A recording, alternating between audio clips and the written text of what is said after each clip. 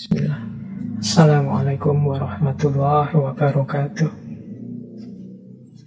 Bismillahirrahmanirrahim. Alhamdulillahi rabbil alamin. Wa bihi nasta'inu ala umuri dunya waddin. Allahumma sholli wa sallim wa barik ala habibina wa syafi'ina Sayyidina wa maulana Muhammadin wa ala alihi wa ashabihi wa man tabi'ahum bi ihsanin ila yaumiddin. Amma ba'du. Bismillah teman-teman, mari kita lanjutkan kajian kita, ngaji filsafat kita. Malam hari ini kita lanjutkan tema bulan ini, yaitu macam-macam keterampilan berpikir. Seperti saya sampaikan di sesi minggu lalu, mengapa sih Pak tema berpikir ini kok dipentingkan, dianggap penting? Ya karena berpikir ini sifatnya eksistensial, berhubungan dengan hakikat kenyataan hidup, keberadaan manusia yang paling dasar. Ya namanya manusia harus mau mikir, harus bisa mikir, harus mengelola hidupnya dengan bekal akal pikiran. Dan selain ini sifatnya fitrah, ya agama, norma-norma, nilai-nilai hidup menuntut kita juga untuk mampu mendayagunakan akal pikiran. Mungkin ada yang bilang, loh tapi kan hidup itu kan, misalnya teman-teman yang sangat kuat keberagamaannya kemudian menganggap bahwa Pak akal itu tidak terlalu penting, Pak. Yang penting ya petunjuk dari Tuhan, yang penting ajaran agama. Ya, petunjuk dari Tuhan sangat penting, sangat vital. Ajaran agama juga sangat penting. Cuma petunjuk, ajaran itu tidak akan bisa jalan, tidak akan bisa hidup kalau akal kita macet, kalau kita tidak mampu berpikir. Kita dinasehati orang, kita diberitahu orang, kita diceramahi orang. Itu kalau akal kita tidak jalan, ya tidak akan operatif, tidak akan hidup. Tapi saya hafal kok Pak. Iya, hafal itu kan tidak mesti kemudian operatif. Selain hafal kita juga harus paham. Setelah paham kemudian dijalankan. Jadi logika sederhananya, ya petunjuk agama pun butuh kemampuan berpikir kita untuk bisa kita pahami dan selanjutnya kita jalankan. Maka tidak mungkin beragama yang tidak menggunakan akal pikiran. Saya ikut saja kok Pak, tidak pakai mikirin. Ya, kita ikut itu kan kita tahu apa yang diikuti, kita paham cara ikutnya bagaimana, kita ngerti mana ikut yang benar, mana yang sudah menyimpang, dan lain sebagainya. Ini kan kemampuan berpikir namanya.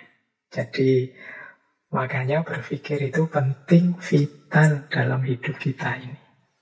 Ya kalau sekedar dihafalkan saja nanti kayak rekaman atau recorder itu kan, kalau kita ngomong apa dia bisa niru. Laptop kita bisa niru, HP kita bisa niru kayak rekaman, tapi kan dia tidak bisa mengolah, tidak bisa menerjemahkan untuk kepentingan-kepentingannya, hanya mengulang saja. Disinilah pentingnya kemampuan berpikir. Nah, ternyata kemampuan berpikir ini kompleks sifatnya. Tidak sesederhana kelihatannya. Seperti minggu lalu saya bilang, ada memang unsur berpikir alamiah. Belajar atau tidak belajar, ya semua orang secara otomatis bisa mikir. Tapi kalau kita tidak belajar, khawatirnya kita anggap sudah benar, ternyata belum benar. Kita anggap sudah cocok, ternyata belum cocok. Kita anggap sudah lurus, ternyata melenceng secara tidak sadar.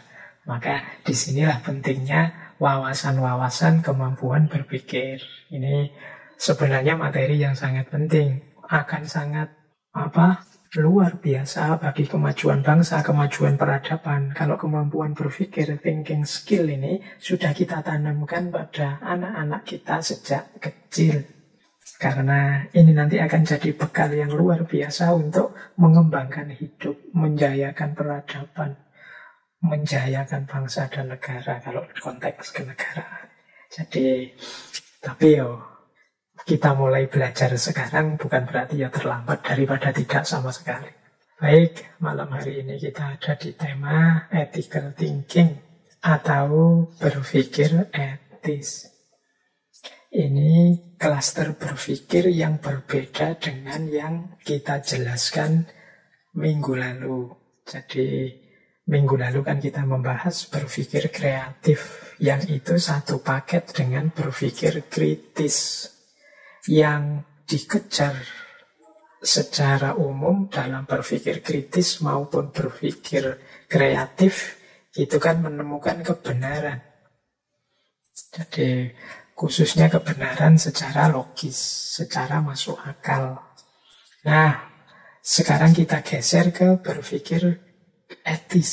Di berpikir etis ini orang tidak sekedar berhenti di mana benar, mana salah. Tapi juga masuk pada pertimbangan-pertimbangan mana yang baik, mana yang buruk. Jadi, mengapa kita juga harus berpikir etis dengan pertimbangan-pertimbangan etika, pertimbangan-pertimbangan moral? Ya karena kadang-kadang hal-hal yang benar, yang tepat, yang pokoknya rasional masuk akal itu ketika tidak diterjemahkan dalam koridor etis, ketika tidak menggunakan prinsip-prinsip etik dalam menjalankannya, yang tadinya benar bisa geser, bisa meleset. Makanya tidak jarang wawasan-wawasan kebenaran itu, loh ini benar loh sebenarnya isinya, tapi hasilnya kok malah kontraproduktif, malah merusak. Nah itu kemungkinan kita melewatkan prinsip-prinsip etiknya dalam berpikir. Sering saya ilustrasikan di berbagai sesi, kadang-kadang akal itu, rasio itu bisa trik. Jadi yang salah, yang tidak tepat, itu bisa dicarikan argumen biar dia tetap jadi benar. Jadi dia bisa membuat justifikasi rasional masuk akal untuk hal-hal yang jelas-jelas salah dan jelas-jelas keliru. Jadi mungkin teman-teman curang misalnya. Nah, kan terus ketika orang nuduh, wah sampean curang, salah itu, tidak adil itu. Terus kita jawab, loh salahnya sendiri, saya dicurangi dulu, makanya sekarang saya curang. Nah, ini namanya justifikasi. Seolah-olah curang itu kalau kita dicurangi dulu, terus ini jadi, yang curang ini jadi benar. Karena jangan dibaca sebagai curang, tapi dibaca sebagai balas dendam. Nah ini justifikasi akal. Atau ada orang berargumen, loh ngapain sih ngurusi salah yang kecil-kecil gini? Harusnya kan selesaikan dulu salah-salah yang besar. Nah, itu mungkin secara rasional ya masuk saja. Apa-apa itu ya diurut dari yang penting dulu, yang besar dulu, yang kecil-kecil nanti saja belakangan. Ini secara logis nyambung masuk. Tapi secara etis mungkin tidak. Atau teman-teman, ini untuk mahasiswa ya kadang-kadang curang apa ujian kok curang misalnya. Nah, itu terus biasanya kalau terus dituduh orang, kamu ujian kok curang ya, ujian kok nyontek ya. Wah, itu biasanya terus nuding ke sana kemari nyari justifikasi. Wah, ya dosennya sih, masa soalnya tidak ada yang diajarkan apa, soalnya apa. Mungkin pakai alasan lagi, ya mohon maaf saya ini kan aktivitasnya banyak, ujian itu kan cuma formalitas saja, tidak penting. Yang penting kan ilmunya. Atau banyak alasan lain yang kita bikin untuk menjustifikasi kekeliruan, kesalahan kita. Loh, argumen kita, justifikasi kita itu kan rasanya ya rasional. Misalnya ada pengguna narkoba ditangkap, kemudian dia beralasan, loh kok salah saya apa sih? Wong yo narkoba ini saya beli-beli sendiri, saya pakai sendiri, saya juga tidak jualan. Misalnya tubuhku rusak, kan yang rusak ya tubuhku sendiri, aku mati pun aku sendiri, bukan orang lain yang mati. Ngapain sih yang kok usil aku malah ditangkap, dianggap salah, di penjara. Nah ini apologi, pembelaan akal terhadap kesalahan yang kita lakukan. Mungkin nanti juga ada mirip, misalnya mahasiswa sama mahasiswi belum nikah, nginep di hotel bareng, ketika digerebek terus alasan, oh ya ini pacar-pacar saya sendiri pak, kita suka sama suka, nanti kalau ada apa-apa saya juga siap tanggung jawab kok pak, lah kenapa kok saya ditangkap misalnya. Ini namanya apologi, justifikasi akal terhadap yang kita lakukan. Maka berpikir itu tidak hanya memerlukan kemampuan berpikir kritis dan kreatif, tapi juga butuh kemampuan berpikir etis. Orang Jawa punya istilah berpikir itu tidak cukup hanya benar, tapi juga butuh pener. Pener inilah kemampuan berpikir etis. Sering juga saya jelaskan di sesi-sesi pengantar filsafat, ketika kita membahas tentang bahwa filsafat itu cinta pada kebijaksanaan. Kebijaksanaan itu sesuatu yang tidak sekedar kebenaran, tidak berhenti hanya di titik kebenaran, tapi juga lanjut pada aspek implementasi, pada aspek mengungkapkan, menjalankan kebenaran itu secara tepat. Nah, kemampuan untuk sampai pada titik kebijaksanaan ini, itulah nanti antara lain menggunakan teknik berpikir etis. Nah, jadi nanti bidangnya memang namanya etika. Yang di situ kita dituntun untuk tidak sekedar mengambil pertimbangan-pertimbangan benar salah secara logis, tapi juga pertimbangan-pertimbangan baik buruk dengan segala ukuran dan parameternya. Orang hidup itu tidak hanya butuh logika, tapi juga perlu etika. Baik, bismillah, kita mulai ya. Tema kita berpikir etis ini. Kita awali dari kondisi mental manusia sehubungan dengan berpikir etis atau membuat keputusan etik. Ini sering disebut perkembangan sikap moralnya manusia. Kita ini kan hidup sehari-hari, pasti meskipun tidak belajar berpikir etis ini menggunakan pertimbangan-pertimbangan etik. Nah, dari sisi pertimbangan etik ini ada perkembangan ternyata hidup kita itu sejak kecil sampai dewasa. Ada perkembangan sikap moral. Ada namanya anomi, ada heteronomi, ada sosionomi, dan puncaknya adalah otonomi. Ya tentu saja anomi ini yang paling rendah, paling dasar. Kemudian heteronomi, kemudian sosionomi, kemudian yang dianggap paling matang itu otonomi. Nah, bagaimana gaya berpikir etik kita, berpikir moral kita?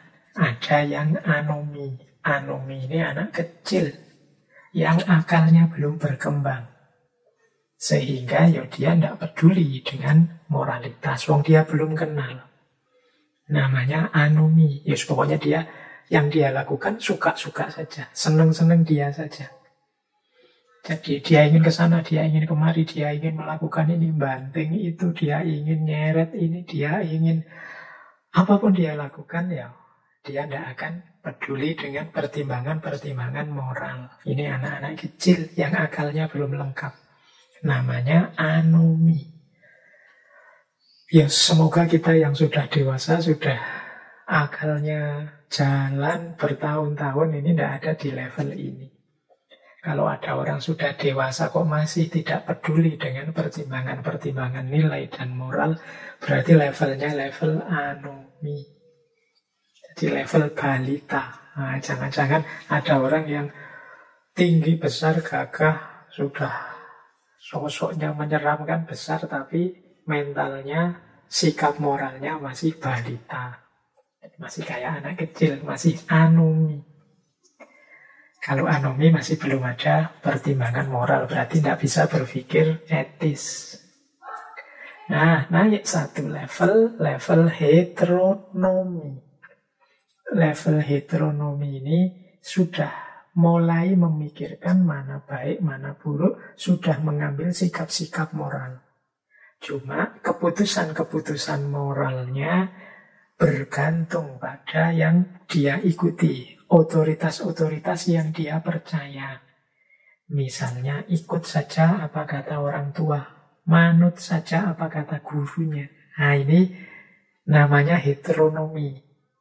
Alhamdulillah heteronomi ini sudah mengambil sikap moral, sudah mampu berpikir etis meskipun dengan cara ikut saja apa yang dicontohkan, dituntunkan oleh orang-orang atau lembaga-lembaga atau sosok-sosok yang dia percaya.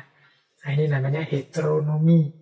Mungkin ini anak-anak yang baru bisa berpikir, baru dewasa, jadi mungkin usia-usia TK, SD, kemudian mungkin juga SMP juga masuk ini. Jadi dia masih tergantung pada figur-figur tokoh-tokoh. Itu namanya heteronomi. Saya tidak tahu di antara teman-teman yang ikut ngaji ini ada tidak yang level moralnya, level etiknya itu ada di heteronomi. Jadi belum bisa memutuskan sendiri untuk hidupnya. Yang bisa dia lakukan hanya ikut orang lain, hanya bersandar pada figur, pada tokoh atau yang dia percaya. Itu namanya heteronomi. Yang ketiga, sosionomi. Kalau sosionomi ini yang diikuti tidak lagi sosok-sosok atau tokoh-tokoh, tapi masyarakat sekitarnya atau kelompok-kelompok yang dirujuk atau kelompok di mana dia berafiliasi. Nah ini sosionomi. Kalau tadi apa kata guruku, apa kata orang tuaku, apa kata idolaku, kalau sosionomi ini apa kata masyarakat, apa kata kelompokku. Aku itu anggota kelompok ini loh, berarti aku harus melakukan ini. Aku ikut kelompok itu, berarti aku harus begitu. Itu yang dirujuk untuk keputusan moral dalam hidupnya itu masyarakat atau lembaga di mana dia berafiliasi. Itu namanya sosionomi. Jadi ya teman-teman kan ini sebagian besar mungkin mengafiliasikan diri dengan kelompok tertentu, baik kelompok yang formal atau juga non-formal. Yang non-formal itu ya mungkin punya geng apa, punya teman nongkrong rutin siapa, dan lain sebagainya. Ini namanya sosionomi. Jadi ini naik satu level dari heteronomi. Tapi itu pun belum yang tertinggi. Yang tertinggi adalah otonomi. Jadi otonomi itu berarti orang yang mampu mengambil, memutuskan sendiri hidupnya. Jadi orang yang bisa mengambil keputusan-keputusan moral, tindakan apa yang harus dia jalankan. Dia yang milih sendiri, ini baik, ini buruk, ini yang tak pilih, ini yang tak buang. Itu namanya otonomi. Mungkin teman-teman tanya, orang yang sudah otonom itu apa tidak butuh kelompok, Pak? Tidak butuh figur-figur rujukan, Pak? Kan manusia terbatas. Ya pastinya.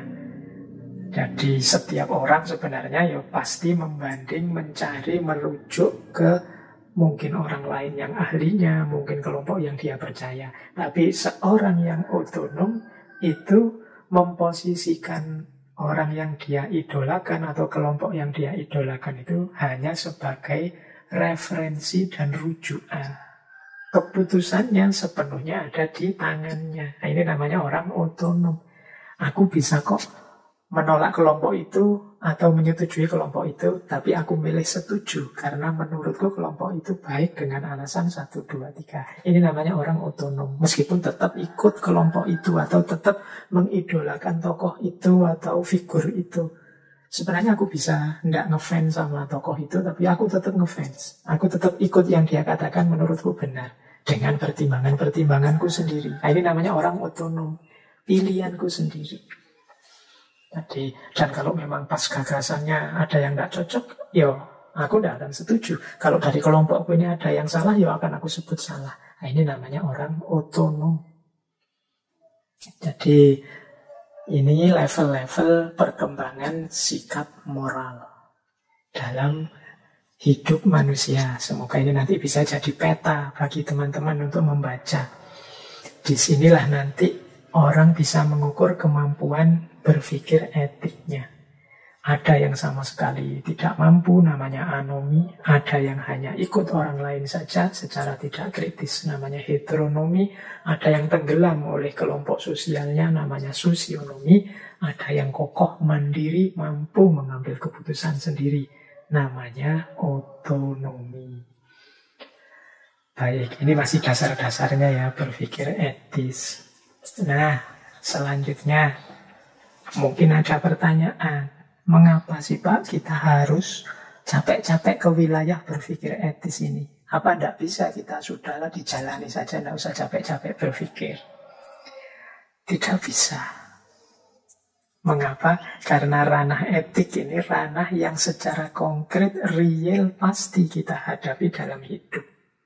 Tidak berpikir itu tidak bisa. Kalau gagasan-gagasan besar filsafat misalnya, apakah manusia itu hakikatnya ini, hakikatnya itu, mana yang lebih kuat antara demokrasi apa teokrasi, macam-macam itu kita menghindar dari ini bisa. Tapi kalau berpikir etik ini tidak bisa, karena setiap hari mau tidak mau dalam hidup kita harus mengambil keputusan-keputusan etik. Ada satu fenomena yang mendorong kita berpikir etik, yaitu kita hidup ini kan harus bertindak dan memutuskan sesuatu di level apapun hidup kita. Nah, kalau kita diharuskan memutuskan sesuatu, bertindak menyikapi sesuatu, kalau kita tidak punya kemampuan berpikir ini, ya kita akan kesulitan memutuskan. Misalnya tiba-tiba kita dihadapkan pada fenomena-fenomena apa gitu. Ini kan kita dituntut untuk merespon. Misalnya, di kampus diumumkan kuliahnya untuk semester depan masih online, masih daring. Nah, ini kan kita mau tidak mau dituntut untuk, saya setuju atau tidak setuju sih? Apa yang harus saya lakukan selanjutnya? Yang paling baik gimana? Aku ke Jogja kuliah apa tetap di sini saja? Atau meskipun daring ya tetap harus ke Jogja, wong yo di sana sumber-sumber belajarnya lebih banyak dan lain sebagainya. Nah, ini kan dorongan-dorongan yang mau tidak mau kita harus berpikir etis. Milih mana yang terbaik, mana yang baik untuk hidup kita. Makanya dia sangat penting. Kita kadang harus milih mana baik, mana buruk. Nah, kalau kita salah mengidentifikasi mana yang baik, mana yang buruk, ini mestinya kita salah pilih. Bahkan ada yang rumit lagi.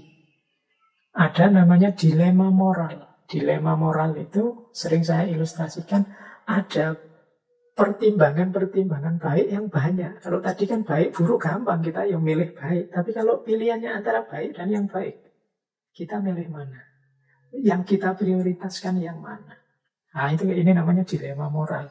Mungkin dulu di sesi etika atau pengantar etika itu saya uraikan contoh tentang dilema moral ini. Ilustrasinya misalnya sampean punya teman yang kaya raya, miliuner, uangnya banyak, bahkan mungkin tidak hanya miliuner, uangnya triliunan.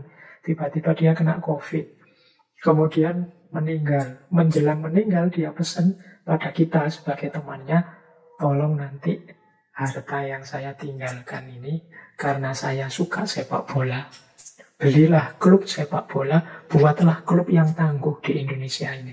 Nah, dia pesan begitu ya, karena dia sedang mau meninggal. Terus kita jawab, siap, aku laksanakan nanti amanatmu. Kamu tenang saja, berangkat saja yang tenang. Nah, akhirnya dia meninggal. Kita dititipi triliunan uang. Begitu kita pegang uangnya, kita dapat berita, wah Indonesia sedang darurat COVID. Banyak anak yatim, banyak orang kena PHK, banyak orang kesulitan dalam pekerjaannya, dalam berbagai sektor. Dilemalah kita. Kita pegang uang triliunan ini. Uang ini bisa sangat membantu kalau kita salurkan menghadapi bencana dan wabah ini. Tapi kita sudah terlanjur janji pada teman kita itu bahwa kita akan memakai uang ini untuk membangun klub sepak bola yang besar di Indonesia. Ini kan namanya dilema. Kalau hanya kita pakai untuk bola saja, kok ya rasanya tidak manusiawi, banyak kebutuhan-kebutuhan yang lain. Sementara kalau kita pakai untuk sumbangan-sumbangan kemanusiaan, berarti kita tidak amanah, wong tadi sudah janji. Ini namanya dilema moral. Mungkin teman-teman ya diputuskan saja Pak dibagi dua, sebagian untuk klub bola, sebagian untuk sumbangan sosial untuk kemanusiaan. Ini kan juga keputusan yang tidak sederhana karena wasiatnya tidak begitu. Wasiatnya hartanya harus dipakai sepenuhnya untuk bola. Ini yang kadang-kadang kita hadapi sulit dalam hidup ini. Mau kerja sambil kuliah ataukah kuliah saja? Masing-masing ada plus minusnya. Kalau kuliah saja ya konsentrasi dengan kuliah. Tapi sangat berat bagi orang tua karena biaya kuliah ya tidak murah. Tapi kalau kerja sambil kuliah, orang tua lebih ringan, kita bisa membantu mereka. Resikonya kuliahnya agak sulit karena kita tidak konsentrasi kuliah. Milih mana? Sama-sama baiknya. Ini namanya dilema moral. Nah, dalam hidup ini kita sering berhadapan dengan situasi semacam ini. Disitulah pentingnya kita punya kemampuan ethical thinking ini, kemampuan berpikir etis ini, yang tidak sekedar mencari mana yang tepat dan benar, tapi mana yang sesuai, mana yang benar-benar baik. Jadi itulah dasarnya mengapa kita perlu berpikir etis. Nah, kita lanjutkan sekarang ke framework-frameworknya. Kita awalinya dari aspek framework berpikir etik. Untuk mengambil keputusan etik itu kerangka berpikirnya seperti apa? Baik, kita mulai ya tentang framework berpikir etis. Tadi mengambil keputusan tadi, kalau ada problem, ada dilema, keputusan yang terbaik itu yang dasarnya apa sih? Ada 3 framework yang terkenal dalam berpikir etik. Yang pertama namanya teleologis, yang kedua namanya deontologis, yang ketiga namanya pendekatan virtue. Teleological ethic, deontological ethic, dan virtue ethic. Sekarang kita lihat bedanya 3 ini. Teleological ethic itu apa? Teleological ethic itu cara berpikir yang fokus pada hasilnya, buahnya. Maka pertanyaan pertama dalam theological ethic itu tujuannya apa? Target yang ingin diwujudkan apa? Ini cara berpikir teologis.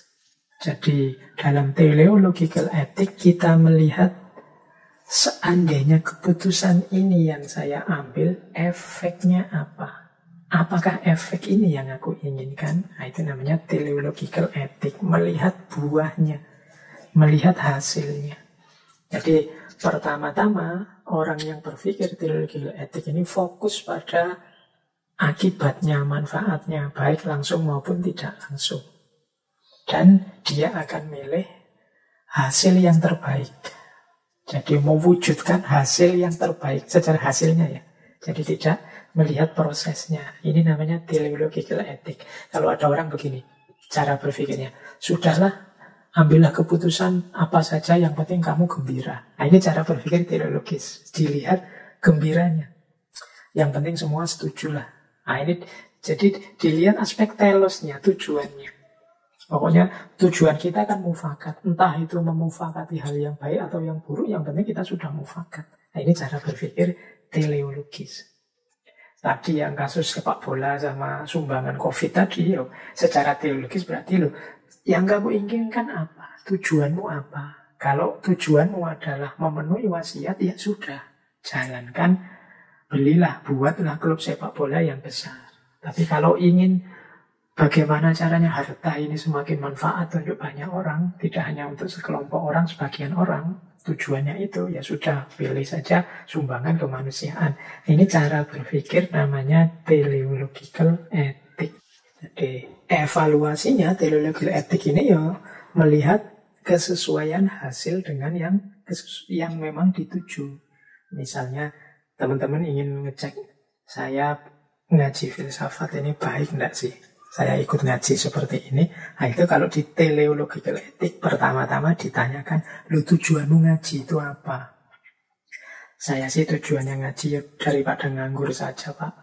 Oh ya sudah, kalau tujuannya daripada nganggur, dengan ikut ngaji kan kelihatannya enggak nganggur. Berarti sukses. Etik keputusan yang kamu ambil itu sudah benar. Pak saya itu ikut ngaji, tujuannya biar paham pikiran-pikiran para filosof. Nah terus kamu sudah ikut ngaji banyak sekali sesi, sudah paham apa belum pikiran-pikiran para filosof yang kamu inginkan? Belum Pak, tambah mumet saya Pak. Itu berarti secara teleologis keliru keputusan yang kamu ambil. Mungkin kamu jangan ikut ngaji filsafat, kamu baca sendiri buku-buku filsafat, atau kamu kuliah saja di jurusan filsafat kalau tujuanmu itu. Jadi cara berpikir seperti ini namanya teleologis. Kalau nanti teman-teman ketemu orang-orang yang berpikirnya begini, maka ya jangan kesusu disalahkan. Kok ada orang kok lihat hasilnya saja, yang penting kan prosesnya. Hasil itu serahkan pada Allah, kita harus tawakal. Kan kita sering bilang begitu.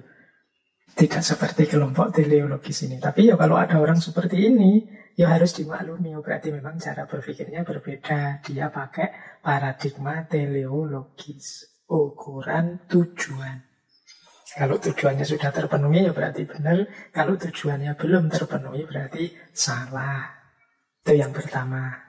Yang kedua, deontological ethic. Deontological ethic ini etika deontologis. Ini boleh didengarkan rekaman ngaji filsafat ketika membahas etikanya Immanuel Kant, yang dikenal sebagai etika deontologis. Kalau yang teleologis tadi boleh didengarkan etikanya John Stuart Mill. Kelihatannya dulu pernah membahas tokoh ini. Kalau tidak salah membahas tentang kebebasan. Itu nanti sistem etiknya sering disebut etik yang coraknya teleologis. Nah sebaliknya kalau deontologis, itu ukuran tindakan kita benar atau salah, itu dilihat apakah kita sudah menjalankan kewajiban-kewajiban moral, sudah menjalankan yang seharusnya kita lakukan atau belum. Jadi deontologis itu sering disebut etika kewajiban yang harus kita lakukan. Kalau kita sudah menjalankan yang harus kita lakukan, ya berarti sudah etis itu.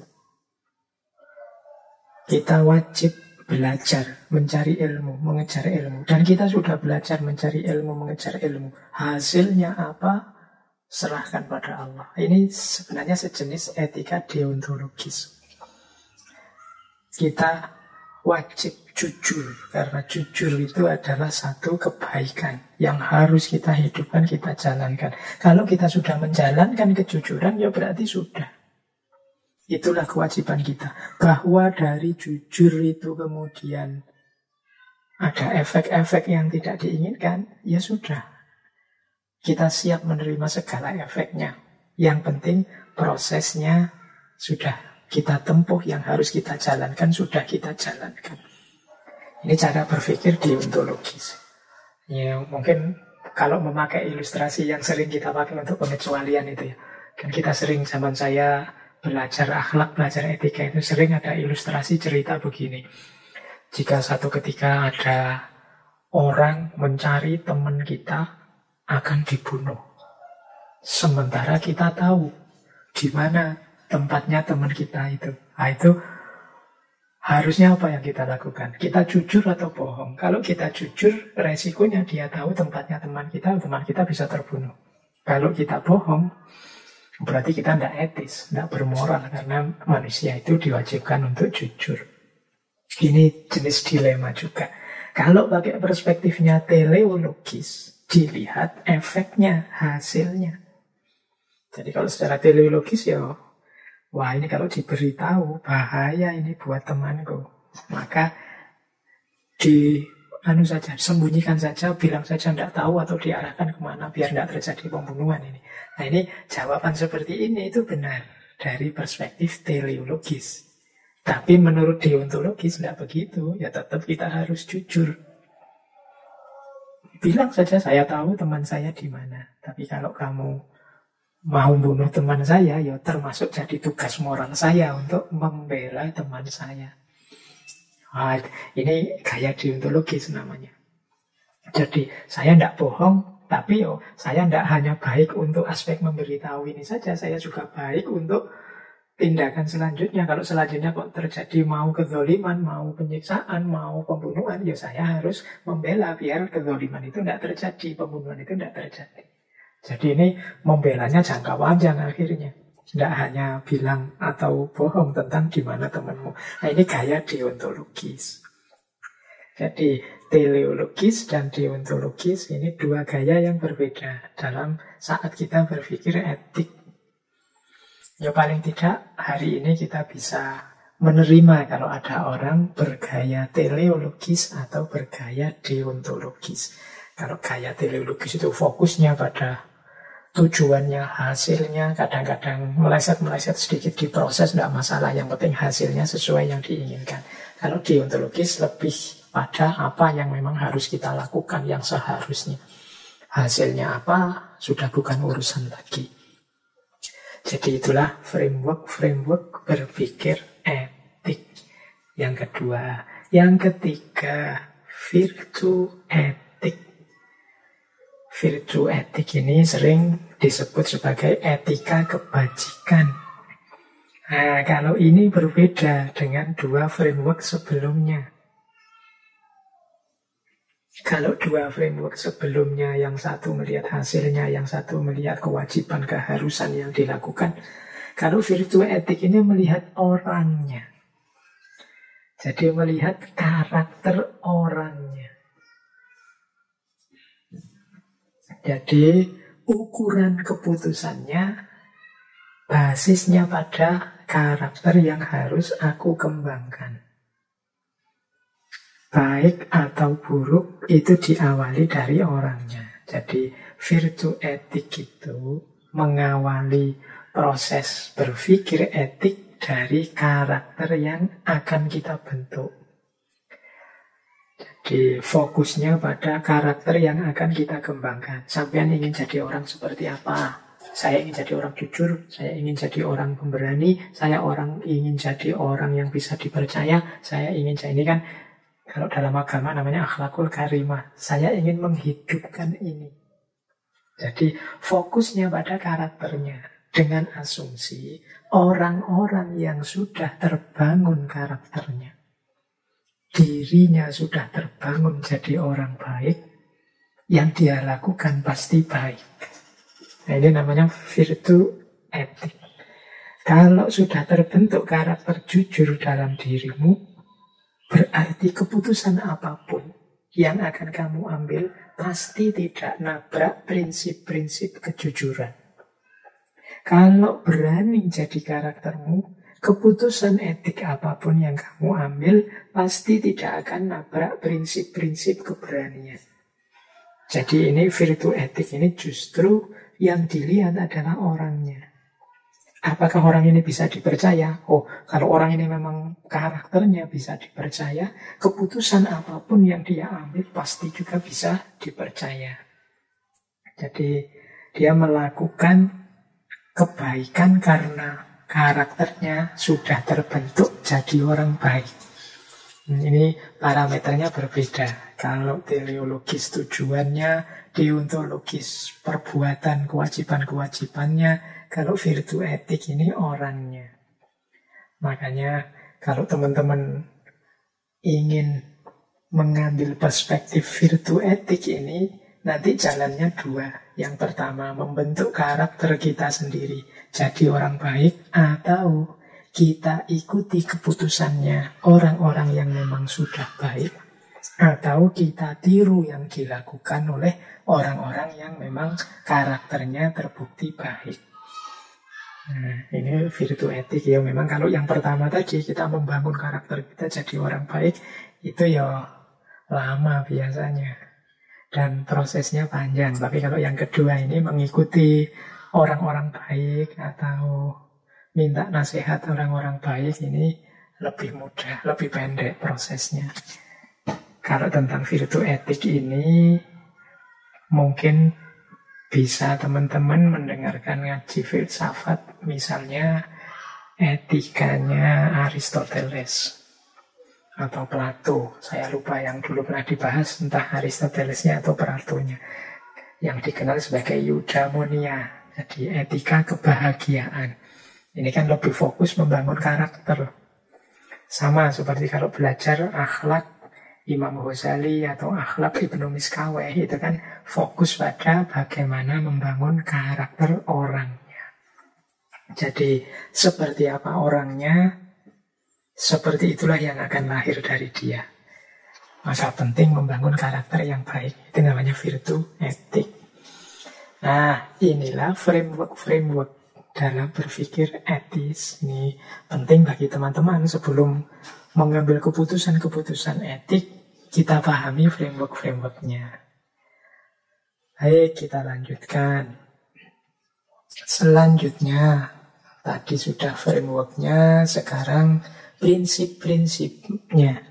Jadi, kita ini kan ketika ingin mengambil satu keputusan moral, harus punya prinsip-prinsip. Dalam dunia etika, dunia moral, khususnya moral yang terapan, ketika dijalankan, ketika diaplikasikan, ada dikenal 5 prinsip moral dasar. Jadi ini prinsip moral dasar ini berarti prinsip moral yang paling umum. Kita jangan sampai nabrak 5 prinsip moral yang umum ini. Yang pertama otonomi, yang kedua non-maleficence, yang ketiga beneficence, kemudian justice dan fidelity. Yang pertama prinsip moral itu otonomi. Karena moralitas itu mengasumsikan harus diawali dari otonomi, kebebasan. Mengapa harus otonom? Ya karena yang tidak otonom susah untuk dinilai. Tidak otonom itu berarti tidak bebas karena keputusannya sendiri, pilihannya sendiri. Mungkin dipaksa orang, mungkin karena struktur kuasa dia tidak bebas, mungkin karena himpitan situasi dan lain sebagainya. Ini membuat dia tidak otonom. Ketika situasi otonom tidak terjadi, ya kita tidak bisa mengambil atau menilai secara moral. Misalnya terjadi kasus pemerkosaan misalnya. Terus dia diinterogasi, mengapa kok sampean memperkosa orang? Dia jawabnya, Pak, saya itu terpaksa, Pak. Saya diancam orang, Pak. Teman saya ngancam kalau saya tidak ikut memperkosa, saya yang akan dibunuh, Pak. Saya yang akan mereka sakiti, Pak. Akhirnya ya saya ikut melakukan tindakan keji itu, Pak. Ini kan namanya dia tidak otonom, terpaksa. Ya seandainya dihukum pun pasti tidak sama dengan yang lain yang atas kesadarannya sendiri, keputusannya sendiri melakukan keburukan. Maka moralitas itu akan tegak, akan bernilai kalau di sana ada otonomi. Kebaikan seperti apapun, kalau itu hasil dari paksaan dan keterpaksaan, ya nilai moralnya, nilai etiknya tidak tinggi. Jadi tidak bisa, kalau dalam bahasa agama tidak bisa sepenuhnya dia disebut sebagai akhlak yang karimah. Wong itu dipaksa, wong itu terpaksa. Tidak diputuskan sendiri, tidak dipilih sendiri.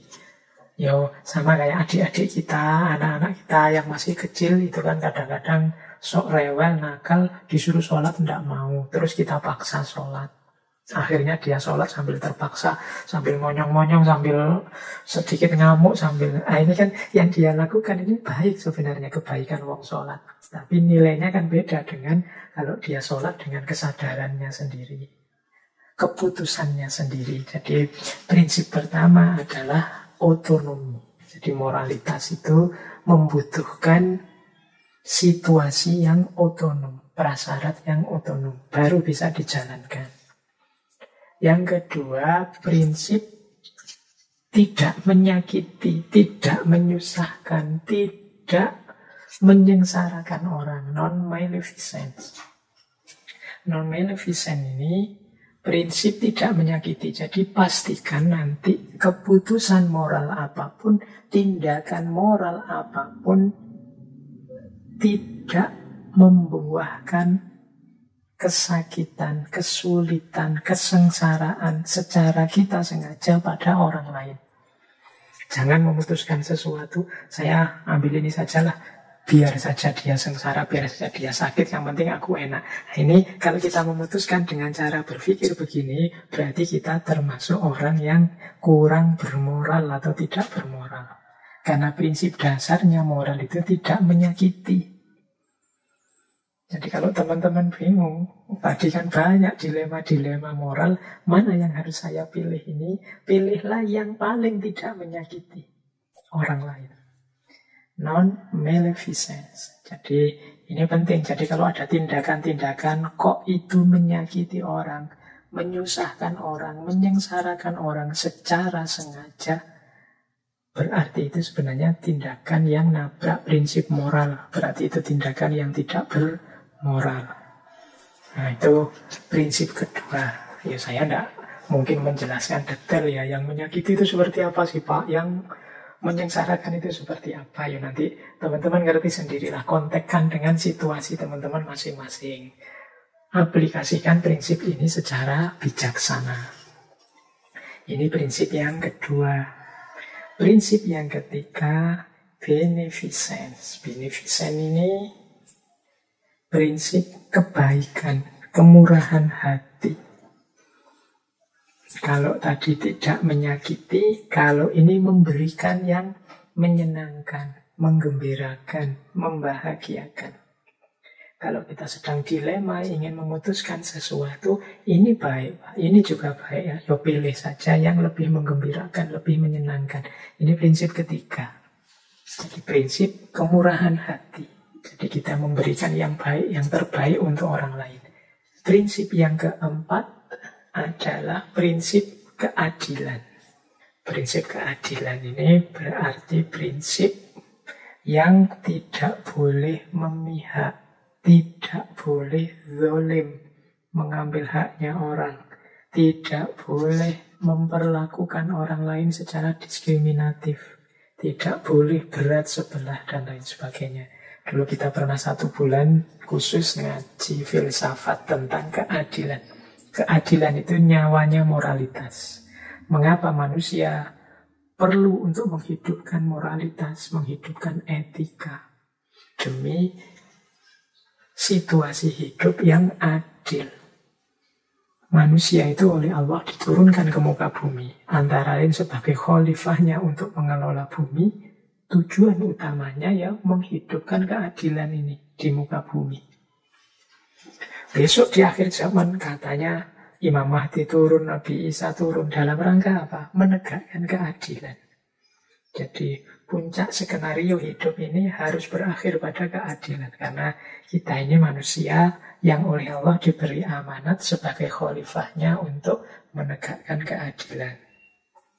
Jadi kalau ada dilema-dilema etik, mana keputusan yang saya ambil, mana keputusan yang harus saya pilih, antara lain pilihlah mana itu yang paling dekat dengan keadilan. Mana yang paling tidak diskriminatif, tidak berat sebelah, tidak menzalimi orang. Nah, ini prinsip yang keempat, justice. Prinsip yang kelima kemudian adalah fidelity.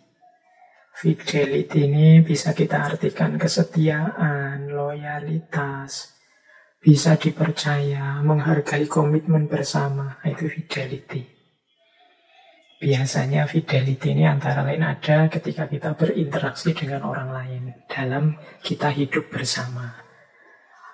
Patuh pada komitmen bersama, taat pada yang sudah disepakati. Ini juga prinsip moral. Mungkin sekali waktu kita berhadapan dengan pilihan-pilihan, satu di antara dua parameter yang perlu kita gunakan adalah parameter fidelity dalam situasi tertentu, yaitu mana yang tadi sudah disepakati bersama, yang harus kita hargai bersama, yaitu fidelity. Karena orang yang tidak punya kualitas fidelity ini orang biasanya disebut orang yang tidak loyal, seorang pengkhianat. Jadi jangan mengambil keputusan yang mengkhianati kesepakatan bersama. Nah, ini namanya fidelity ya. Situasi-situasi tertentu kita perlu menghidupkan prinsip fidelity ini. Jadi teman-teman, ada 5 prinsip moral. Khususnya ketika kita ingin menjalankan rumus-rumus kebaikan dalam hidup. Yang 5 ini jangan ditabrak. Yaitu otonomi, kemudian tidak menyakiti, berbuat baik, murah hati, adil, dan kesetiaan. Jadi kalau ada situasi dilema moral, mana yang harus saya pilih, mana yang harus saya bela, belalah yang mendukung otonomi, membebaskan manusia, tidak membelenggu, tidak membatasi, tidak menyiksa orang. Kemudian pilihlah tindakan yang tidak menyakiti, tidak menyusahkan orang. Pilihlah juga tindakan yang murah hati, memberikan kebaikan, kebahagiaan, kesejahteraan pada orang lain. Kemudian pilih yang paling adil dan jangan lupa untuk setia pada prinsip-prinsip komitmen bersama. Kalau memang sudah memenuhi standar-standar prinsip-prinsip moral tadi, berarti saatnya kita pilih tindakan tersebut. Meskipun ya kadang-kadang tidak sesederhana kelihatannya, tapi mari kita berjuang untuk menghidupkan ini, karena memang manusia itu butuh etika, butuh moralitas untuk hidup yang tertib. Kalau semua orang mengabaikan moralitas, percayalah tidak lama dunia ini akan kiamat, rusak habis-habisan. Jadi bermoral itu kebutuhan kita, tidak sekedar kewajiban kita. Karena dengan kita menghidupkan aspek akhlak, aspek moralitas, kehidupan kita bersama yang lain, bahkan juga bersama alam, akan harmonis, nyaman, dan menyenangkan. Tapi kalau kita serba konfrontatif, menyerang orang lain, membatasi kebebasan orang lain, ingin menyakiti, membuat sengsara, membuat kecewa orang-orang yang kita benci, kemudian tidak adil, tidak setia kita pada kesepakatan prinsip-prinsip hidup bersama, ya hidup pasti akan sangat tidak nyaman, menyusahkan. Bahkan mungkin tidak lama terjadi chaos besar-besaran.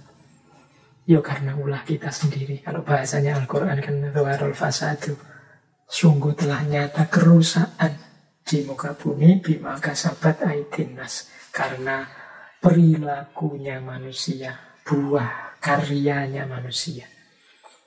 Manusia yang seperti apa? Ya manusia yang tidak peduli, mengabaikan prinsip-prinsip moralitas, kebebasan, tidak menyakiti, kemurahan hati, keadilan, dan kesetiaan.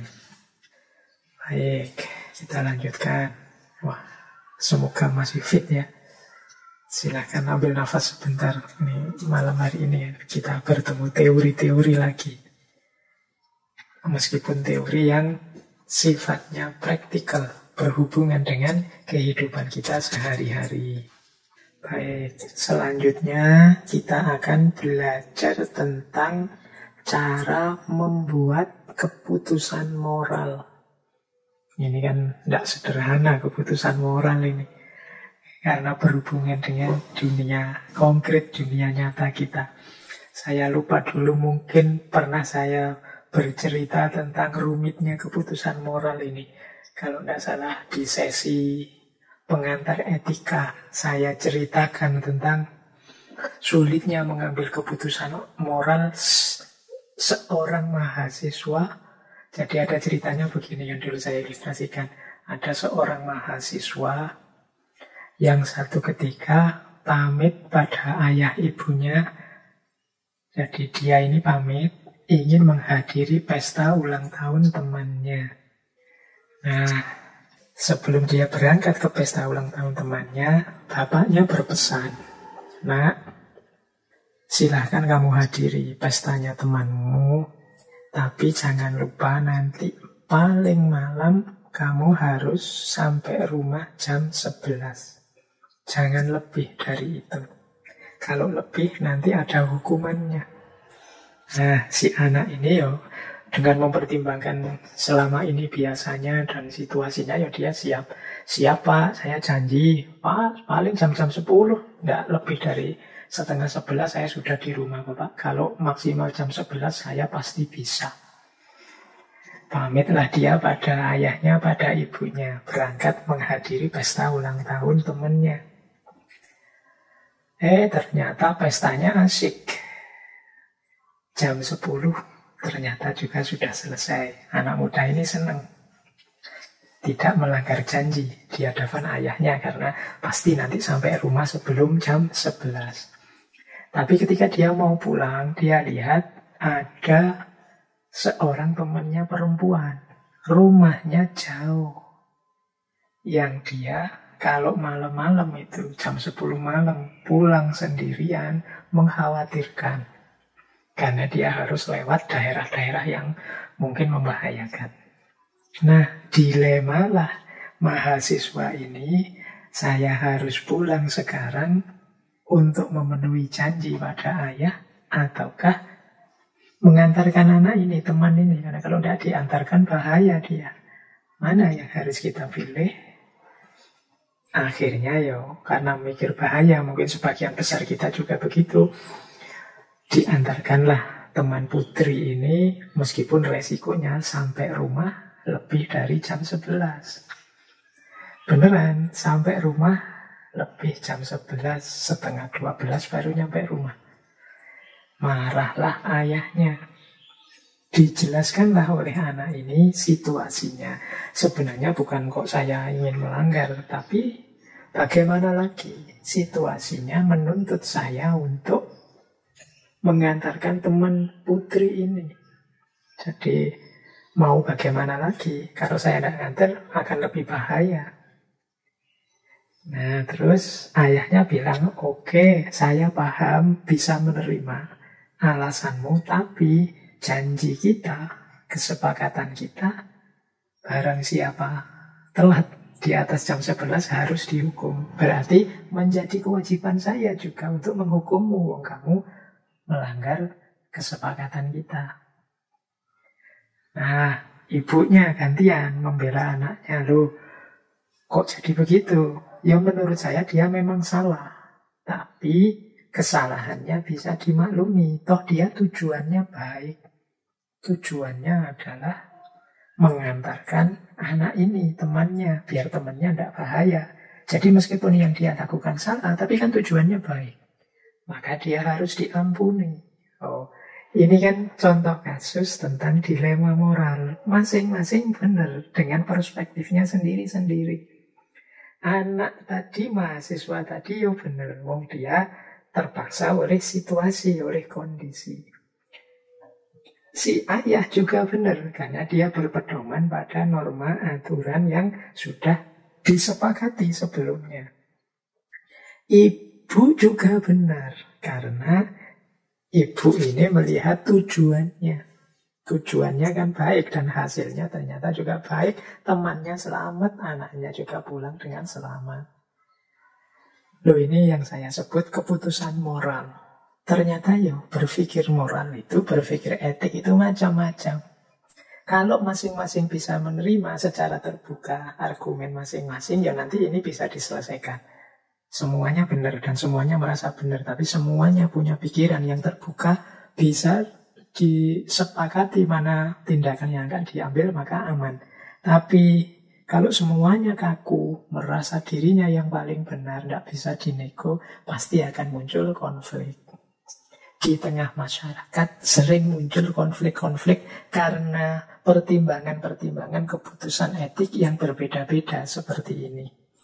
Ada yang lihat aturan dan normanya, ada yang lihat situasinya, ada yang melihat tujuannya.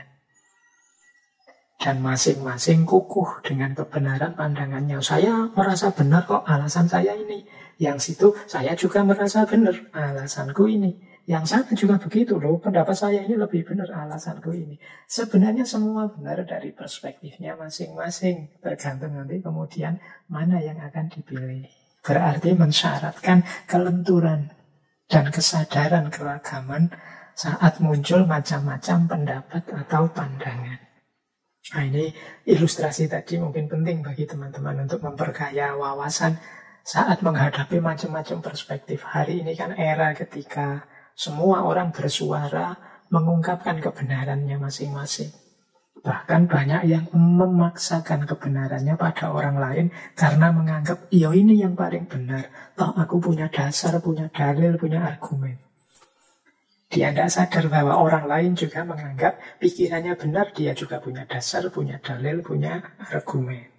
Kalau masing-masing kokoh, kukuh, dan kaku dengan pendapatnya, ya biasanya terus muncul konflik-konflik, buahnya adalah perpecahan-perpecahan, pada akhirnya melahirkan problem-problem, akhirnya semuanya jadi pecah. Kalau sudah pecah terus lemah, kalau sudah lemah akhirnya kalah semuanya. Baik, itu materi selanjutnya. Baik, kita lanjutkan. Tadi saya sudah bilang mau menyampaikan cara membuat keputusan moral. Ini kalau tadi ilustrasinya, sekarang kita detailkan teori-teorinya. Yang pertama, untuk membuat keputusan moral itu ada model namanya utilitarianistic approach.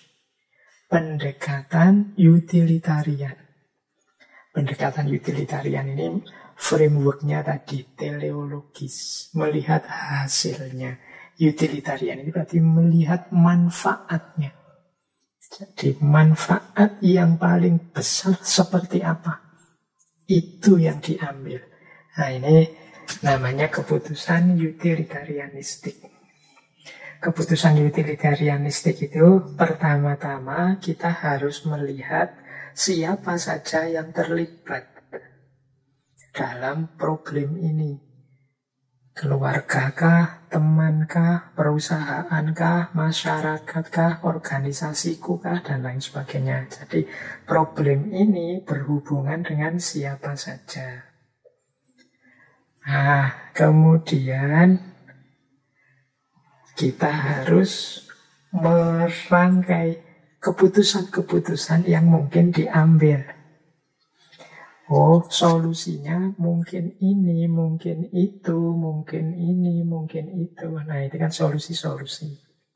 Kalau sudah lengkap macam-macam solusi, baru kita urai. Kalau solusi ini, tadi yang terlibat, itu kira-kira mendapat manfaat apa? Atau mendapat kerugian apa? Kalau saya ambil solusi ini, untuk keluarga ini agak menyakitkan, membuat mereka kecewa. Tapi untuk masyarakat akan menguntungkan. Ini untuk saya pribadi, ini agak menyusahkan. Tapi untuk organisasi, ini akan membahagiakan. Terus, kalau keputusan ini, semuanya bahagia kecuali kelompok ini. Kalau keputusan itu, semuanya rugi kecuali kelompok ini yang untung. Nah, ini namanya mengkalkulasi, menghitung siapa yang untung, siapa yang rugi. Kalau sudah, baru diputuskan. Keputusannya adalah pilihlah tindakan, pilihlah keputusan yang memberi keuntungan paling besar pada sebagian besar yang terlibat. Jadi yang untungnya paling besar dinikmati oleh sebagian besar. Itulah namanya pendekatan utilitarianistik. Jadi yang dilihat untung rugi. Kalau saya melakukan ini, yang rugi hanya dosen, saya untung, teman-teman untung, orang tua juga kecipratan keuntungannya. Berarti ini yang baik. Misalnya, kalau saya ngambil ini, yang enak hanya dosennya saja. Mahasiswa ini susah, kampusnya susah, ininya susah. Kalau begitu ini jangan diambil deh. Ini cara berpikir seperti ini namanya utilitarianistik. Mengambil keputusan berdasarkan guna dan manfaat yang paling besar pada paling besar kelompok. Ini jadi yang pendekatan pertama. Yo, parameternya manfaat dan keuntungan. Yo, manfaat dan keuntungan itu tidak selalu kemudian sifatnya ekonomi. Teman-teman nanti yang bisa ngukur apakah itu manfaat batinnya atau manfaat konkretnya, ataukah mungkin memang ekonominya atau apanya. Tapi memang pertimbangan-pertimbangan kalkulasinya kalkulasi untung rugi. Ini mungkin bisa dicek ketika kita sesi membicarakan tentang utilitarianisme, khususnya ketika kita membahas etika kebebasan di tokoh, kalau tidak salah, John Stuart Mill. Nah, kita lanjutkan. Kemudian gaya kedua. Nah, ini tadi sudah kita jelaskan sebentar. Kalau gaya kedua, membuat keputusan moral, gaya kedua adalah dengan menggunakan pendekatan kebajikan atau virtue approach. Sebagaimana tadi sudah dijelaskan, virtue etik itu etika yang fokus pada pembentukan karakter moral. Nah, virtue approach berarti mengambil keputusan moral dengan pendekatan karakter moral. Caranya bagaimana? Ya, yang pertama pastinya dipahami sejak apa karakter-karakter utama yang ingin kita hidupkan. Karakter utamaku itu apa? Jujur, sabar, berani, setia, dan lain sebagainya. Setelah itu baru kemudian apa yang harus aku lakukan sehubungan dengan karakter tadi. Jadi di virtue approach itu misalnya prinsip utama yang ingin saya kedepankan adalah kejujuran.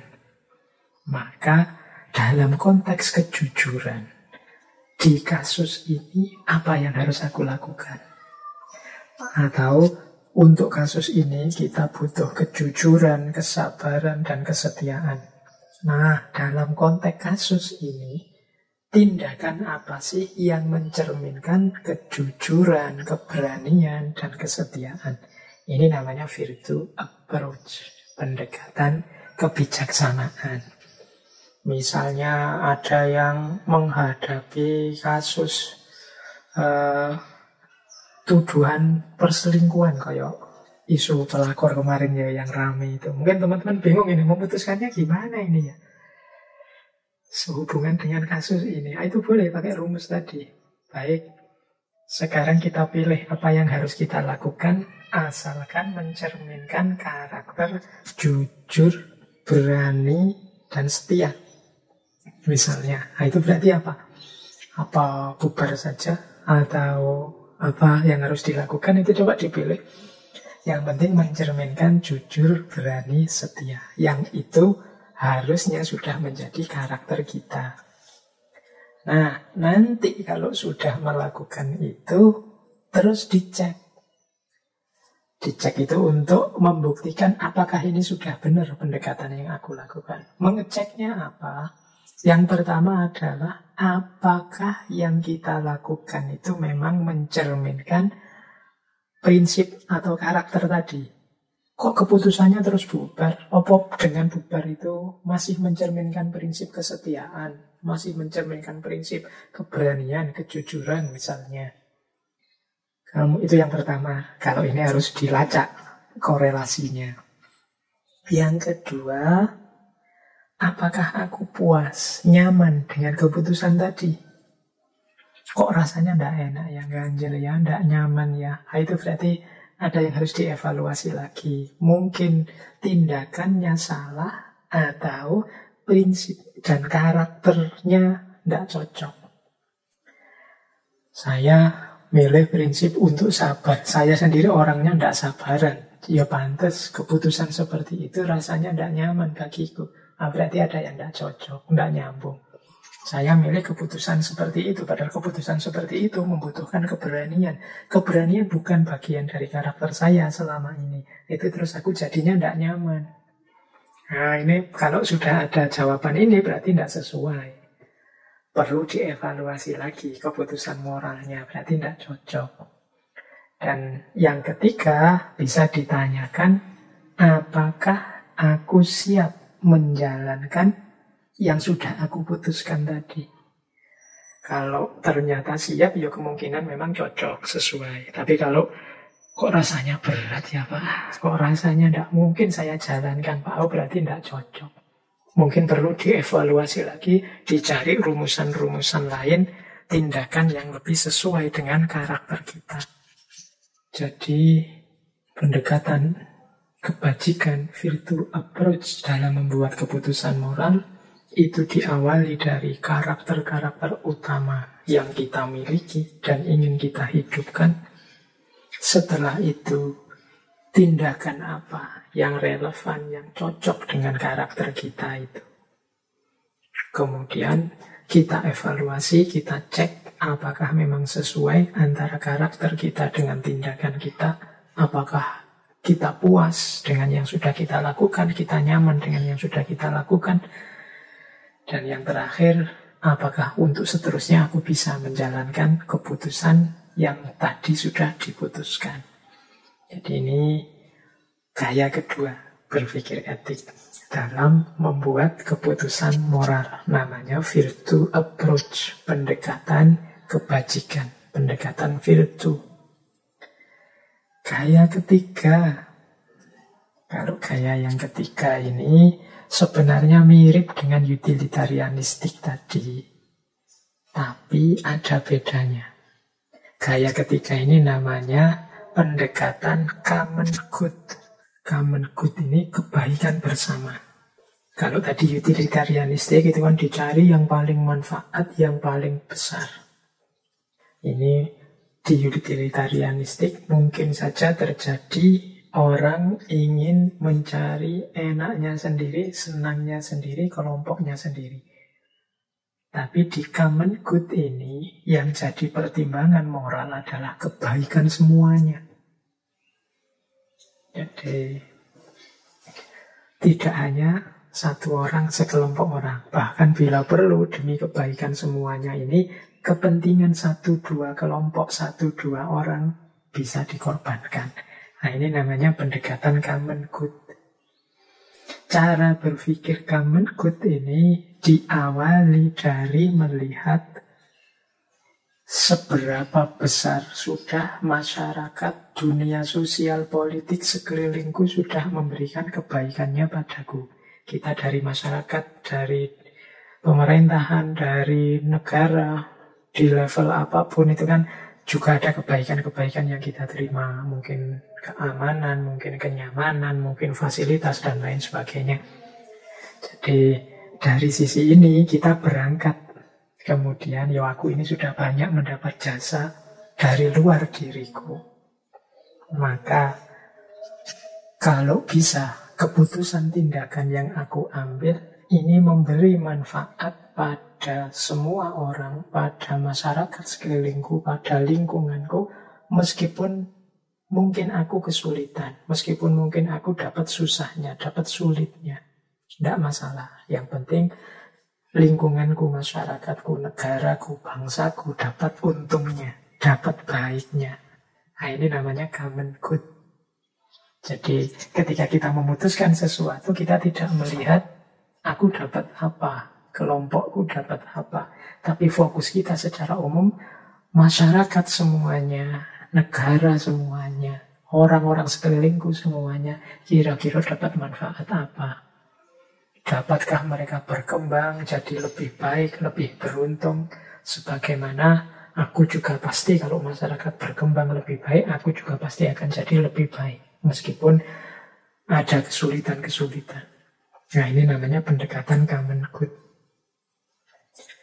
Jadi kita sudah dapat 3 pendekatan.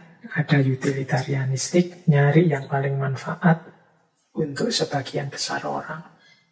Ada pendekatan virtu, nyari yang paling selaras dengan karakter-karakter utama. Ada pendekatan common good, yang lebih fokus pada kemanfaatan bersama, kebaikan bersama, bukan kebaikan satu dua individu, satu dua kelompok. Yang keempat, cara membuat keputusan moral adalah dengan model justice atau fairness approach. Nah, pendekatan keadilan. Pendekatan keadilan ini ya seperti tadi dijelaskan, keadilan itu adalah paradigma yang tidak memihak, tidak berat sebelah, tidak diskriminatif, tidak menyakiti. Cara berpikir ini diawali dengan sebagaimana dalam pendekatan utilitarian tadi, harus kita cek dulu siapa saja yang terlibat dalam urusan ini. Temankah, keluargakah, anak buahkah, atasankah, masyarakatKah, atau siapa saja. Ini harus kita tahu siapa saja yang terlibat, biar tidak ada pihak yang terlupakan. Sehingga kita bisa bersikap adil. Ya kalau yang terlupakan berarti kan tidak masuk hitungan, itu kita sudah tidak adil. Jadi untuk bisa adil, pertama-tama kita harus tahu dan bisa menerima siapa saja yang terlibat. Baru setelah itu kita perlakukan setara. Jadi kita pahami semua pihak yang terlibat itu, kemudian kita dalami perannya, kita dalami relevansinya, kita cek status, posisi, kekuatannya, dan lain sebagainya, keterlibatannya, sedalam apa aktivitasnya, dan lain sebagainya, biar kita nanti bisa memutuskan secara adil. Misalnya, untuk hal ini ada 5 orang yang terlibat, yang satu jadi ketuanya, yang satu hanya jadi anak buahnya, sementara yang satu ini orang luar ya, yang sekali-sekali membantu saja. Berarti rewardnya sekian persen untuk ketua, sekian persen untuk pembantunya, sekian persen yang hanya temporer diminta bantuan, dan lain sebagainya. Ini jadi kalau semua yang terlibat sudah masuk daftar, tinggal kita ukur, kita hitung kelemahan, kelebihan, posisi, status, kekuatan, kontribusi, dan lain sebagainya. Baru setelah itu kita putuskan. Dan nanti setelah keputusan diambil, harus kita evaluasi lagi. Apakah yang kita lakukan itu sudah benar adil? Jangan-jangan masih ada pihak yang kececer, terlewatkan. Ini aspek yang terakhir, evaluasi ini penting. Karena kadang-kadang kita itu merasa sudah adil, sudah serius ingin mewujudkan keadilan. Tapi ternyata buahnya tidak seperti yang kita bayangkan. Sehingga kadang-kadang kalau kita diingatkan orang terus marah, darah tingginya naik, padahal mungkin memang kita kelewatan membacanya. Kelewatan maksudnya terlewatkan membacanya, tidak teliti, ada pihak yang belum terlibat, atau pihak yang terlibat ini belum kita baca secara detail atau dalam, kontribusinya, mungkin statusnya. Tidak kita pahami posisinya, sehingga kita jadinya tidak adil. Jadi untuk bisa menghidupkan pendekatan keadilan itu, kita harus tahu siapa saja yang terlibat, peran, status, posisi apa yang dimainkan. Kemudian setelah keputusan diambil, kita juga harus mau dan siap melakukan evaluasi-evaluasi. Biar kalau ada yang keliru, yo manusia itu tidak ada yang sempurna, apalagi dalam hal keadilan. Yuk kita siap untuk lebih baik lagi, lebih baik lagi. Yang mengingatkan juga begitu, tidak perlu harus pakai marah-marah, pakai merusak-merusak atau melakukan hal yang justru kontraproduktif. Hanya karena 1-2 kesalahan kecil bukan berarti kemudian melakukan tindakan yang merusak semuanya, menghancurkan semuanya. Ada yang memang cukup diperbaiki, beberapa yang keliru-keliru diluruskan saja. Ada yang harus didekonstruksi, diatur ulang strukturnya. Tidak harus semuanya didestruksi, dihancurkan.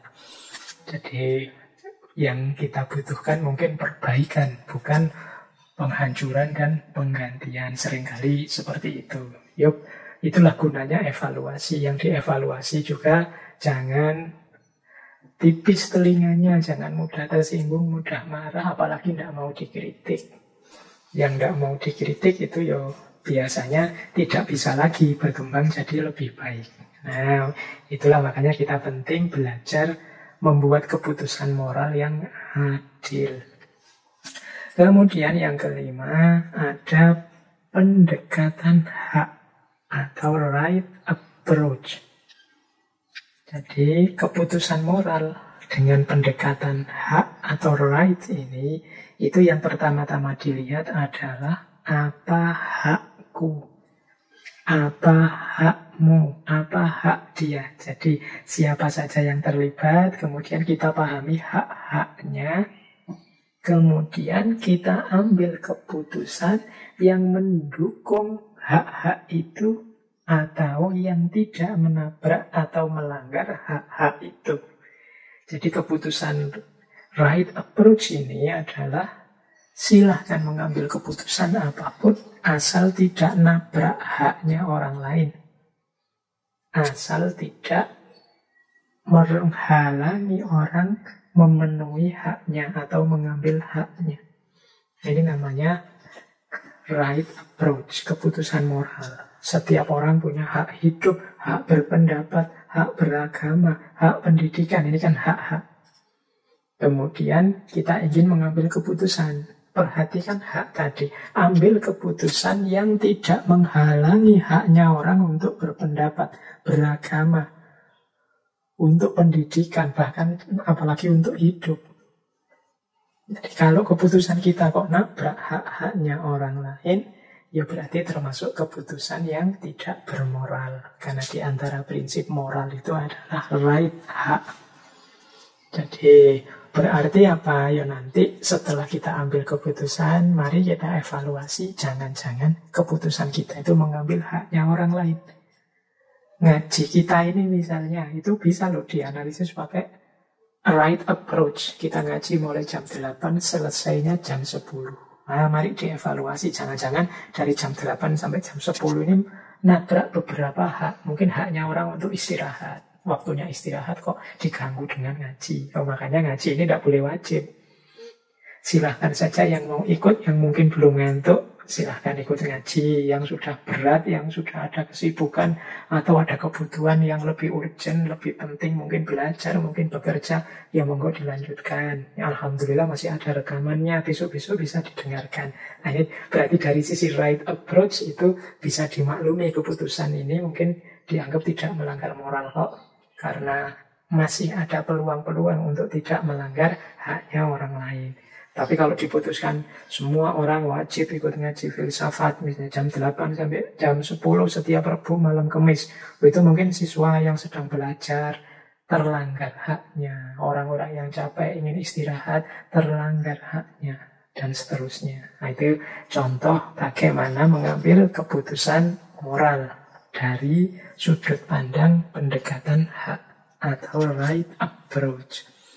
Jadi kita sudah belajar cara berpikir etik, memutuskan secara etik dengan 5 pendekatan. Yang pertama utilitarianistik, yang kedua virtue, yang ketiga common good, yang keempat justice, dan yang kelima right. Baik, kita lanjutkan lagi. Nah, secara umum nanti akhirnya berpikir etik itu harus kita perhatikan tahapan-tahapan level-levelnya. Sekarang kita bahas tahap-tahap berpikir etik. Yang pertama, untuk bisa berpikir etik yang baik adalah kita harus punya fakta yang lengkap. Jadi jangan diputuskan dulu kalau ada kemungkinan data kita kurang. Jadi, wah ini ada yang kurang, ada yang belum ini. Oh, berarti nanti dulu kumpulkan dulu data secara lengkap. Kalau dalam ilmu mantik itu ada istilah jamik dan manik. Jamik itu semua yang dibutuhkan masuk, manik itu semua yang tidak perlu disisihkan. Jadi ini dulu ya, kalau kita tidak ngerti faktanya, tidak punya data, ya tidak mungkin kita bisa memutuskan.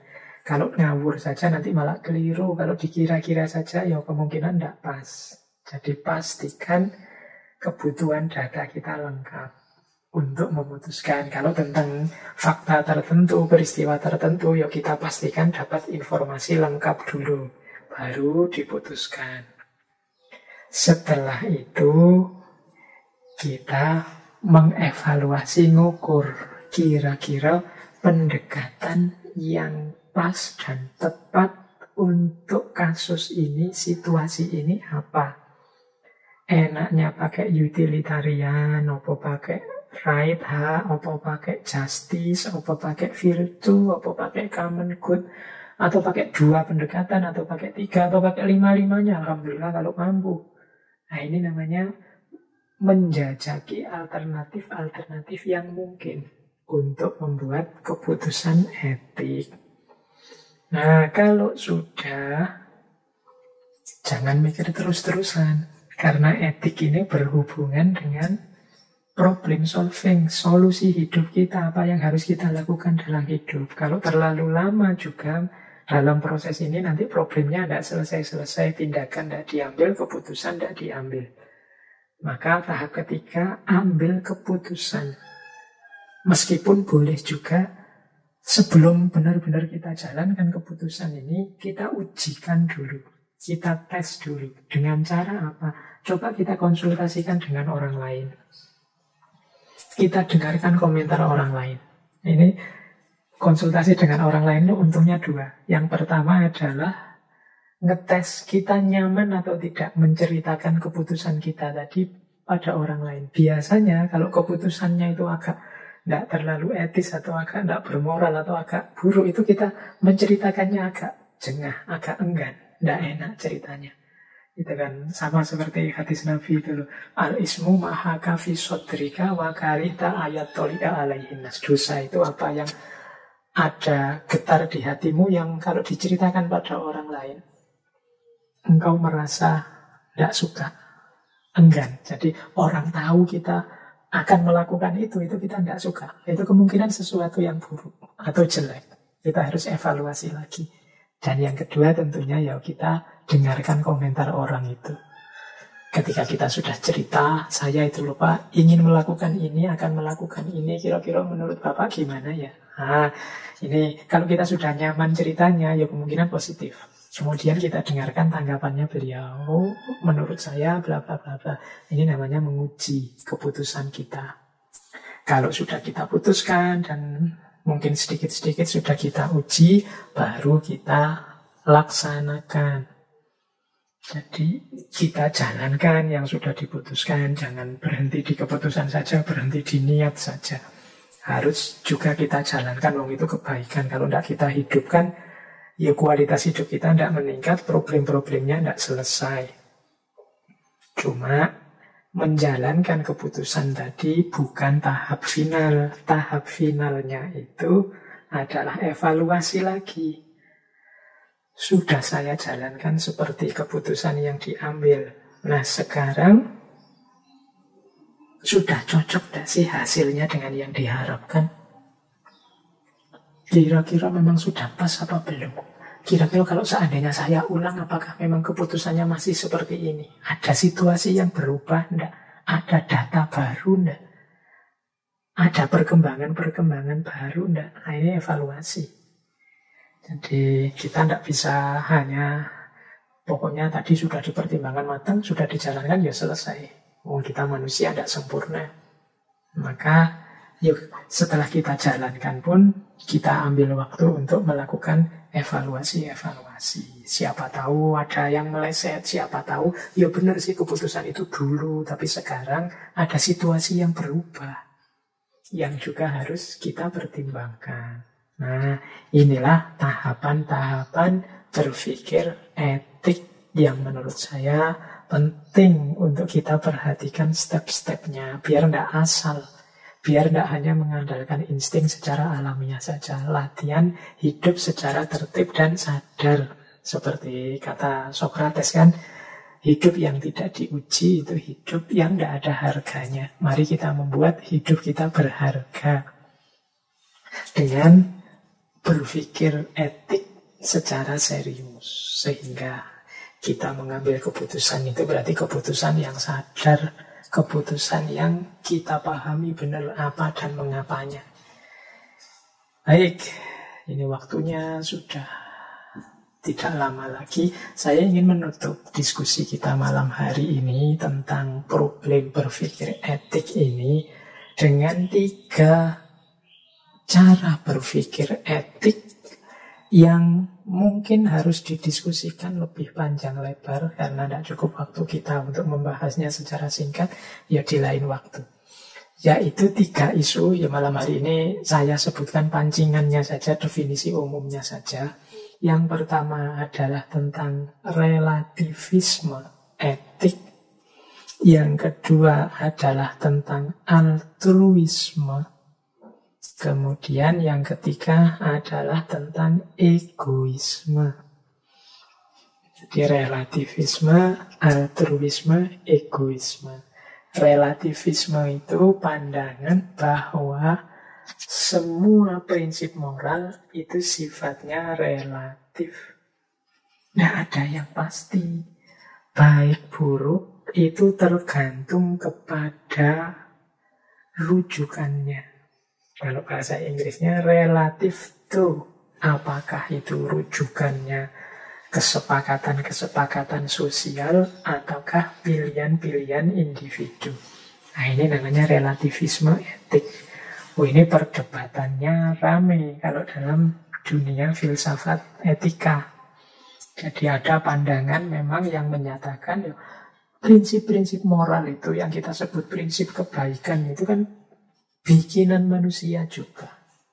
Kita yang menyatakan ini baik, ini buruk, ini mulia, ini tercela, itu kan manusia.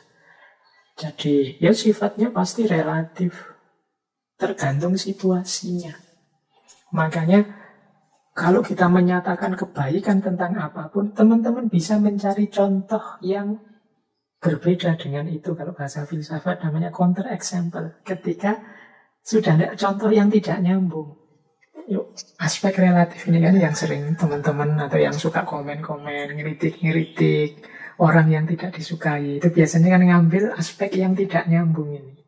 Tidak relatif tuh. Misalnya saya bilang, hidup ini, yo kita harus istiqomah ya. Kalau sudah melakukan apa, yo lakukan itu terus. Nah, ucapan saya ini benar. Tapi kan harus dipahami konteksnya, ruang waktunya. Nanti ini kalau bahasa tadi namanya ya relatif juga. Mungkin teman-teman akan bantah, loh Pak, katanya hidup ini tidak boleh statis, harus berkembang. Kalau disuruh istiqomah terus gitu terus, ya kapan berkembangnya Pak? Kapan kita jadi lebih maju Pak? Kita kan terus bantah seperti itu.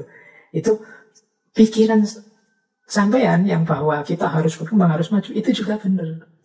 Tapi yang saya bilang kita harus istiqomah itu bukan berarti salah. Hanya saja konteksnya, ruang, waktu, penggunaan, situasi yang relevan dengan kebenaran kebaikan ini dan kebenaran kebaikan yang diucapkan oleh teman-teman tadi berbeda. Jadi kan kalau teman-teman bilang hidup harus berkembang, bukan berarti kan terus saya simpulkan berarti istiqomah itu salah, kan tidak begitu. Jadi ada level hidup, konteks hidup yang kita dituntut untuk istiqomah. Cuma di bagian tertentu kita juga harus punya semangat untuk semakin baik, semakin baik. Nah, itu yang kemudian oleh beberapa tokoh tertentu diangkat jadi isu relativisme. Bahwa prinsip-prinsip moral itu tidak ada yang valid secara universal. Semuanya tergantung, berarti membacanya ya sesuaikan dengan konteks, ruang, dan waktunya. Jadi itu pandangan relativisme moral. Ya relatif itu jangan diartikan tidak pasti ya. Relatif itu maksudnya tergantung. Jadi dia pasti kalau sesuai rujukannya, sesuai konteksnya, sesuai ruang dan waktunya. Makanya lebih pasnya relatif itu dimaknai sebagai tergantung. Jadi tidak pasti. Karena situasi manusia itu kan situasi yang serba relatif. Misalnya, punya pacar itu seneng apa enggak? Itu kan ya tergantung siapa dulu. Ada orang yang punya pacar seneng, ada juga yang punya pacar dia malah stres, sumpek. Itu kan tergantung. Punya uang banyak seneng apa enggak? Ya sebagian besar kita jawab seneng. Tapi sebenarnya jawaban yang paling pas ya tergantung. Ada loh orang yang punya uang banyak malah sedih. Mengapa? Dia biasanya punya uang sangat banyak. Jadi kalau hanya banyak belum, dia inginnya sangat banyak. Manusia itu relatif. Punya uang 1 miliar, saya mesti bahagia Pak. Ya sampean, orang lain ada yang dapat 1 miliar, itu dia sedihnya luar biasa. Karena biasanya dia dapat ratusan puluhan miliar. Ini yang disebut relatif, tergantung. Ini isu besar dalam dunia etika, diskusinya juga panjang lebar. Nanti ada 2 jenis relativisme etik, ada konvensionalisme, ada subjektivisme. Kalau konvensionalisme itu prinsip-prinsip moral itu tergantung pada masyarakatnya. Kalau subjektivisme, prinsip-prinsip moral itu tergantung pada orangnya atau kelompok tertentu orang. Jadi ini misalnya di situ saya kasih contoh, memakan sapi sembelihan bagi kita yang muslim itu boleh, tapi nanti bagi umat Hindu tidak boleh, bagi vegetarian juga dia merasa tidak nyaman makan itu subjektivisme namanya. Jadi ada konvensionalisme, ada subjektivisme. Ini isu besar dalam dunia etik. Isu kedua adalah berpikir etik ini sering dihubungkan dengan altruisme. Altruisme itu dari kata alter yang artinya orang lain. Ya kalau diterjemahkan mudahnya, altruisme ini perbuatan yang berorientasi pada kebaikan orang lain. Nanti dalam bentuk ekstrem altruisme ini harus didefinisikan bahkan dengan cara mengorbankan diri sendiri. Jadi altruisme itu sering didefinisikan memperhatikan kesejahteraan orang lain tanpa peduli kesejahteraannya sendiri. Ini juga nanti perdebatan. Ada yang bilang ini positif, ada yang bilang ini negatif. Ada yang bilang, ya seperti itu namanya manusia mulia itu. Dia tidak peduli dirinya, yang ada di pikirannya hanya orang lain. Nanti ada juga pandangan sebaliknya. Ya tidak begitu dong. Kebaikan itu tidak boleh menghancurkan diri sendiri, tidak boleh mengabaikan diri sendiri. Kalau bisa ya kebaikan yang baik buat orang lain juga baik buat diri sendiri. Jangan hanya mikir orang lain saja. Kalau kita rusak, tidak mungkin kita bisa melakukan kebaikan untuk orang lain. Kalau kita hancur, tidak mungkin untuk selanjutnya kita berbuat baik lagi. Maka ya jangan melakukan kebaikan dengan jalan melupakan diri sendiri atau tidak memperhatikan kesejahteraan diri sendiri. Tapi ada juga yang berpandangan sebaliknya. Kan sering kita mungkin membahas mungkin di tema-tema tentang cinta, pengabdian, pengorbanan pada orang lain. Kata-kata pengorbanan ini kan sudah ada konotasi altruistiknya. Bahwa aku melakukan kebaikan yang manfaat untuk yang lain, tapi tak jarang merusak diriku sendiri. Tidak masalah, seperti itu tidak masalah menyusahkan aku. Aku sengsara tidak apa-apa asal orang lain bahagia. Nah, ini gaya altruistik. Ya, ada beda-beda pendapat. Teman-teman bisa kalau mau mendiskusikan ini. Kira-kira hidup ini, apa benar sih altruisme itu terpuji? Ada yang bilang bahwa ya, altruisme ini salah satu prinsip emas dalam etika.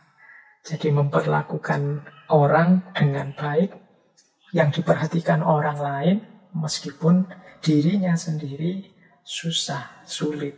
Nah, tapi sebaliknya juga ada yang bilang tidak mungkin orang bisa berbuat baik pada orang lain kalau dia tidak baik kepada dirinya sendiri.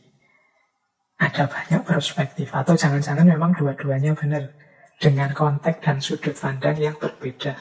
Ya paling tidak kita kan tambah luas sekarang cara berpikirnya. Oh, ternyata ya macam-macam ya cara orang mengambil keputusan etik itu. Aku tidak boleh lagi menang-menangan merasa perspektifku yang paling benar. Setiap orang punya sudut pandangnya sendiri. Nah, yang terakhir dari 3 isu yang saya sebut tadi yaitu egoisme etis. Kalau ini kebalikannya dari altruisme. Jadi egoisme itu pandangan yang menyatakan bahwa setiap orang itu wajar memilih tindakan yang paling menguntungkan bagi dirinya sendiri. Jadi baik itu kalau saya milih yang menguntungkan diriku. Kalau ada orang kok milih tindakan yang justru tidak menguntungkan dirinya, ini perlu dipertanyakan. Karena ini tidak wajar. Wajarnya orang itu yang milih yang cocok, yang dia suka, yang menguntungkan dirinya. Yang wajar itu justru yang ini. Kok ada pandangan yang menuntut kita milih yang menyusahkan kita, seperti altruisme tadi, itu pandangan yang tidak wajar. Nah, ini perspektif seperti ini berasal dari kelompok faham namanya egoisme etis. Jadi setiap orang silahkan nyari yang dia suka, nyari yang dia seneng. Nanti ini ya turunan-turunannya banyak. Yang termasuk di depan tadi dijelaskan, misalnya gaya-gaya utilitarianistik yang modelnya hedonistik, misalnya orang yang nyari seneng-senengnya sendiri. Wong yo hidup di dunia ini sekali, ngapain sih nyari susah, yuk milih yang seneng-seneng saja. Nah, ini gaya berpikir egoisme etik.